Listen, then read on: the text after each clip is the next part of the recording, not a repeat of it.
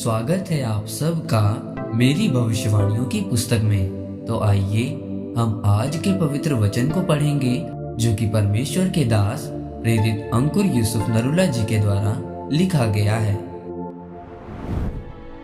विरोध के बदले विरोध न करें, जैसा कि मत्ती की पुस्तक अध्याय 5 उसकी 38 और 39 आयत में लिखा है। तुम सुन चुके हो कि कहा गया था कि आंख के बदले आंख और दांत के बदले दांत, परंतु मैं तुमसे ये कहता हूँ कि बुरे का सामना ना करना, परंतु जो कोई तेरे दाहिने गाल पर थप्पड़ मारे उसकी ओर दूसरा भी फेर दे। मेरे प्रियो, पुराने नियम में लिखा है कि दांत के बदले दांत और आंख के बदले आंख, पर नए नियम में लिखा है कि दुष्ट का सामना ना करो, भलाई से बुराई को जीत लो। अब क्या नए नियम में प्रभु यीशु मसीह बदल गए हैं? क्या वो एक सा रहने वाला परमेश्वर नहीं है? फिर पुराने नियम में परमेश्वर ने कुछ अलग और नए नियम में कुछ अलग क्यों कहा?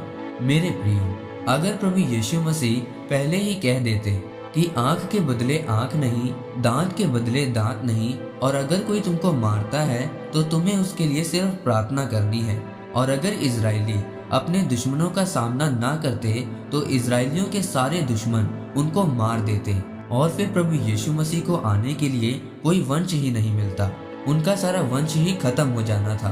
फिर प्रभु यीशु मसीह इस धरती पर जन्म ही न ले पाते। इसीलिए परमेश्वर ने इजरायलियों को बोला था कि आंख के बदले आंख और दांत के बदले दांत लेना। लेकिन जब प्रभु यीशु मसीह आ गए तो फिर प्रभु यीशु मसीह ने कहा कि अब कोई दांत के बदले दांत नहीं और कोई आंख के बदले आंख नहीं। अब प्रभु यीशु मसीह ने कहा कि अगर तुम विरोध के बदले विरोध करोगे तो तुम अपनी आशीषों को खो दोगे। मेरे प्रियो, बाइबल में लिखा है कि पौलुस एक जगह पर प्रचार कर रहा था। तब वहां पर कुछ लोग उठे और उन्होंने लोगों को इकट्ठा किया और पौलुस को धक्के मार मार कर शहर से बाहर निकाल दिया। तब पौलुस दूसरी जगह पर पहुंच गया और उस जगह पर एक 8 साल का रोगी था, और पौलुस ने उस रोगी को चंगा किया, और ये देखकर बहुत से लोगों ने परमेश्वर पर विश्वास किया। अगर पौलुस को धक्के मारकर ना निकाला जाता तो वो 8 साल का रोगी चंगा ना होता, और बहुत से लोग परमेश्वर के नाम पर विश्वास ना करते।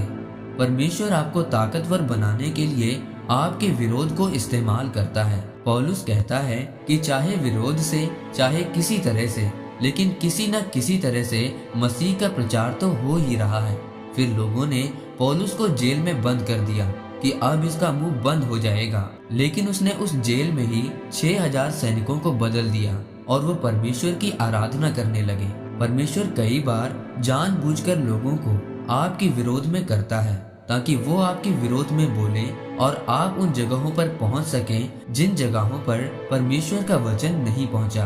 कई बार जिन जगहों पर आप खुद नहीं पहुंच सकते, उन जगहों पर आपका दुश्मन आपको पहुंचा देता है। इसीलिए मेरे प्रियो, अगर कोई आपका विरोध करे तो आप उसके विरोध में ना बोले, उसका विरोध ना करें, क्योंकि हमारा प्रभु यीशु मसीह हमारे साथ है। वो खुद ही न्याय करेगा। वो आपके विरोध को भी आपको ऊंचा करने के लिए इस्तेमाल करेगा। आमीन। आइए परमेश्वर के दास के द्वारा लिखे गए इस अंगीकार को आप मेरे साथ एक मन होकर करें। सर्वशक्तिमान परमेश्वर, इस वचन के लिए मैं आपका धन्यवाद करता हूँ।